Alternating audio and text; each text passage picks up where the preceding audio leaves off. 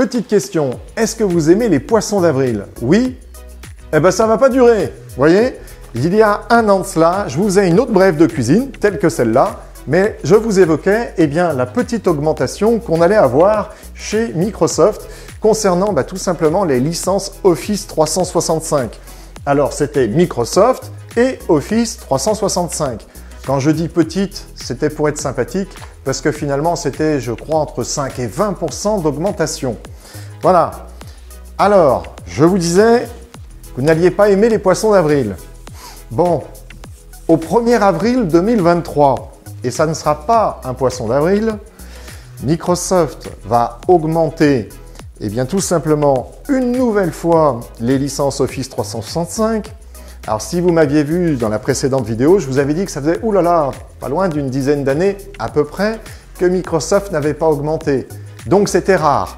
Finalement, c'est de moins en moins rare, parce que l'année dernière, au mois de mars, augmentation. Cette année, au mois d'avril, nouvelle augmentation. Alors, cette fois-ci, le sujet est légèrement différent. Le sujet est le taux de change. Alors, le taux de change, effectivement, les monnaies, la valeur des monnaies, de l'euro et du dollar, ont légèrement bougé, certes.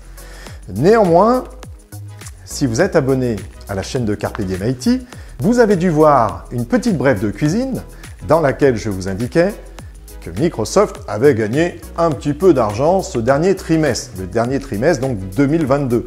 Alors certes, en recul, notamment avec les produits on-premise, on pourra en reparler dans une autre vidéo, mais par contre, avec une petite adoption supplémentaire du cloud, ce qui faisait que le chiffre d'affaires et le résultat net du cloud avaient légèrement augmenté. Bon, manifestement pas assez, parce que, le 1er avril, je vous ai fait un petit peu durer le suspense là, hein. Le 1er avril, c'est 11% d'augmentation pour tous les produits, c'est-à-dire, pour être plus précis, tous les produits qui sont dans le cloud. Donc, vous avez de l'Office, vous avez du Microsoft 365, comme en mars 2022, 1er avril 2023, pas de poisson d'avril, mais une augmentation de 11%. Dites-vous que ça pourrait être pire parce que dans certains pays, c'est jusqu'à 15% d'augmentation. Donc là, 11, c'est finalement pas mal de n'avoir que 11. Ce qui est assez rigolo, c'est que j'ai reçu un mail il y a maintenant quelques jours qui me disait « Cher revendeur, c'est nous, j'espère que vous allez bien. Oui, ça va, ça va. » Ça n'a pas duré très longtemps parce que la lecture, c'était cela.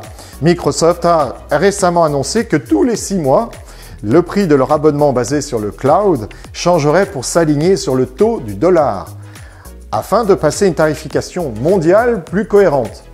C'est vrai que je suis certain que ça vous faisait ça, c'était un gros problème. Vous aviez vraiment un gros souci jusqu'à maintenant, d'avoir une cohérence dans les prix des licences Microsoft. Voilà, le problème est réglé. Microsoft s'en est occupé. Ça va devenir plus cohérent. Et donc, tout cela va être basé maintenant sur le taux de change. Cela signifie que tous les 6 mois, il pourrait y avoir une augmentation, mais bien entendu, tous les 6 mois, une augmentation ou une diminution. Alors nous, Français, celle-là, on nous l'avait déjà faite. On nous l'avait déjà faite à quelques reprises. Une histoire de péage, par exemple, où ça allait juste être provisoire. Après, ça allait redevenir gratuit ou non. Bon, donc ça s'était déjà fait pour nous, ça marche pas. Moi, je vous prends un peu les paris. On va voir si dans 6 mois, si le taux de change était finalement plus bénéfique pour Microsoft, si les prix baissaient. On verra. Peut-être que je vais perdre mon pari, mais je suis assez confiant. Alors en revanche, je peux vous dire que si jamais le taux de change était encore une fois défavorable, là, vous pouvez être sûr que dans 6 mois, ça augmente encore. Donc, qu'est-ce qu'il faut vous dire ? Nous y sommes pour rien. Nous, revendeurs, nous allons donc appliquer la nouvelle tarification qui nous est imposée par Microsoft. C'est-à-dire que quand on vous vend des licences Office ou Microsoft 365, on se base par rapport au prix de Microsoft, qui va donc augmenter. Maintenant, que dire et que faire? Écoutez, que faire? Payer la note. Que dire? Que voilà, on est dans un système qui est ainsi, où on est allé vers des solutions en mode cloud qui sont certes très intéressantes par rapport à ce qu'elles permettent de faire. Par contre, le coût on ne le maîtrise pas trop. Voilà, ce coût peut être augmenté à la suite d'augmentation, on va dire, de coûts d'infrastructure chez les hébergeurs, chez les faiseurs de cloud, ou maintenant, c'est selon le taux de change que cela peut augmenter. Eh bien écoutez, j'espère que ça n'augmentera pas dans les mois à venir. Sinon, je ne sais pas, on va revenir sur du on-premise.